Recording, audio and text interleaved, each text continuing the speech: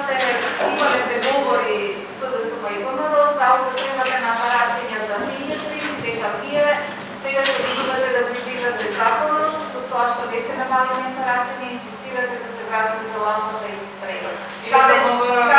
Да ги дава базите на податоци. Каде се започне работата? Значи, прва една работа сакам да кажам и да биде јасно, СДСМ е за фингерпринт, значи не е против како што изјавил Јанушев, но секогаш кога станува збор за измени на изборниот законник, како што впрочем минатата седмица беше и предлогот за една изборна единица, и тогаш кажавме дека сме и за една изборна единица, но кога станува збор за измени на изборен законник, тогаш мора да обезбедиме консензус како политички чинители. Значи, сите политички чинители треба да се согласат за измени во изборниот законник. Уште еднаш повторувам, ние сме за фингерпринт.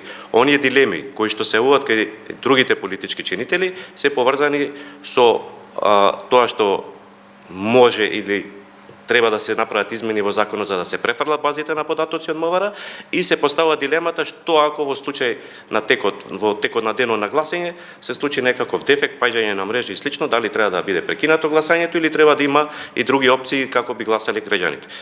Ова што го слушнав на пресот, само можам да кажам дека не е вистина, дека СДСМ е за фингерпринт, но од друга гледна точка, мислам дека е само барање алиби за изборниот пораз кој што ќе се случи на локалните избори и мислам дека е уште рано да зборуваат за тоа, односно да не плачат уште сега за тоа што ќе се случи. А кои ги поставуваат тези идеи? Кои се против? Значи, станува збор за политички чинители во собранието кои што се застапени како политички партии во коалиции. Станува збор за ДУИ, станува збор за Алтернатива, Алијанса, БЕСА, помалите политички партии. Значи, со сите политички чинители треба да постигнеме консензус за да го решиме ова прашање. Меѓутоа, парачењата се веќе во изборен законник. Локалните избори треба да бидат со фингерпринт или не треба да биде? Дали има време за набавка? Дали ќе бидат продолжување на таа одредба? Значи, ние сме за фингерпринт. Дека треба да се набават, сме да се набават. Но пред тоа да се случи, мора да имаме консензус помеѓу сите политички чинители. Без тоа, без измени во законот, ние не може да продолжиме понатака. Не е само фингерпринтовите, туку и префрлањето на податоците од МВР, треба и мислење од Комисијата за заштита на лични податоци, затоа што се пренесуваат податоци кои што треба да ги има во посед друга институција, тоа не е МВР. Нели од МВР и од ДИК кажа дека мора да се направат законски измени? Па тоа го зборувам. Пред да се случи тоа, мора законски измени. За да има законски измени, за да се смени изборниот законник, зборувам за консензус помеѓу сите политички чинители. Вие сте долго присутни во собранието и знаете дека кога се пуштале измени без консензус на изборниот законник, тоа беше минатиот состав со една изборна единица, се случуваат безброј амандмани кои што закон се блокираат. Целта е да се донесе законот, а не да се пушти за да биде блокиран. Значи, зборувам во името на коалицијата која што како координатор е предводам во собранието, СДСМ и целата коалиција.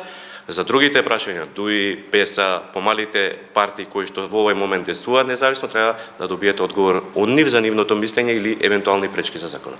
Повторувам уште еднаш, ние како пратеничка група, како политичка партија сме за фингерпринт. Значи, вие се способни да се обрнете?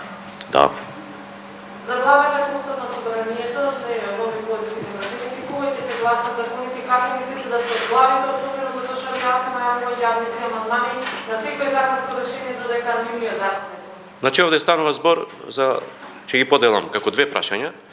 Прво, денес и веќе соопшти председател на собранието дека има двајца пратеници кои се позитивни на коронавирусот и кои што по сите протоколи не може да присуствуваат. Има еден пратеник кој што ги доби резултатите се негативни, меѓутоа немаше логика според симптомите кои што ги има да го носиме по специјални услови во собранието кога веќе двајца пратеници се отсутни и кога опозицијата не учествува во работата на седниците на собранието ако нема обезбедено 61 пратеник од мнозинството. Значи, го блокира деловникот за да нема онлайн работа, односно да нема гласање кога само на пратеници кои се во изолација и пратеници кои се позитивни на коронавирусот, кога имаме такви случаи во мнозинството, тогаш не доаѓаат за да не се изгласат законите. И ова сум го одговарал многу пати и мислам дека е јасно на целата јавност дека тоа е исклучиво кочење на работата на собранието.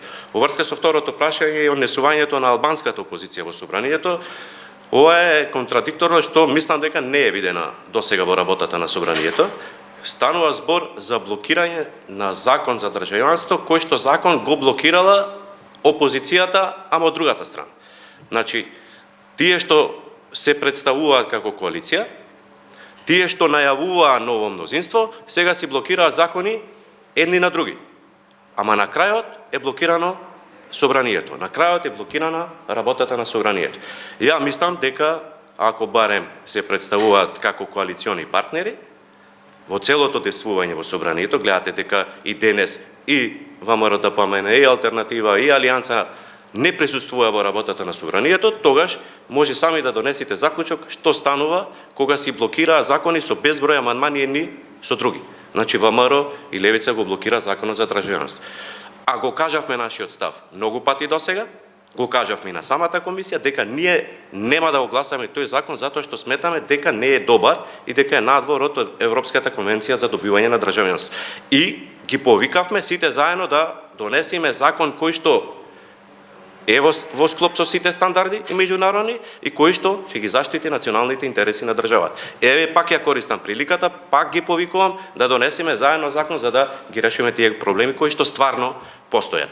А иначе денес слушам блокирање на закон со 2000 амандмани закон за прекршоци, замислете станува збор за блокирање на закон каде што ги зголемуваме казните на сите кои што наштетуваат на животната средина. За тоа станува збор.